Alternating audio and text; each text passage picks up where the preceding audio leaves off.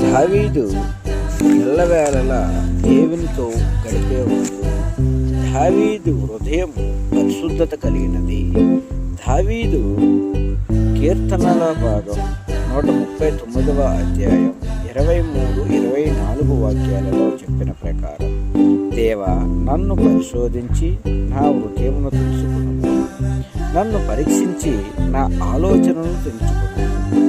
నీకు ఆయాసకరమైన మార్గములు నా యందు ఉన్నవేమో చూడుము అని చెప్పాడు. దావీదు యెహోవా హృదయానుసారుడు. ఎప్పటికప్పుడు తన హృదయాన్ని జాగ్రత్త పరుచుకునేవాడు. క్రియల్లోనే కాక ఆలోచనలో కూడా పరిశుద్ధతను కోరుకున్నాడు.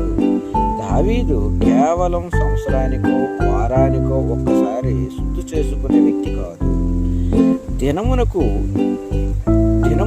7 సార్లు దేవుని సన్నిధిలో కనిపించేవాడు. అంత గొప్ప ఆత్మీయత కలిగిన దావీదు వలె మన హృదయాలను కూడాను పరిశుద్ధపరచుకునేలా చేయమని దేవునికి ప్రార్థన చేసుకుందాం. ఆమేన్. దావీదు వలె మన హృదయం కూడా పరిశుద్ధంగా ఉంచుకొనుటకు ప్రార్థన. ప్రభువా, ఈ దినమంతా నేను పరిశుద్ధంగా జీవించుటకు నాకు సహాయం చేయి. నేను చేసే ప్రతి పనిలో నీ హస్తాన్ని నాకు తోడుగా ఉంచు. నా కుటుంబానికి నీవు తోడుగా ఉండి దుష్టుని యొక్క ప్రతి ఆలోచన లయపరచుము.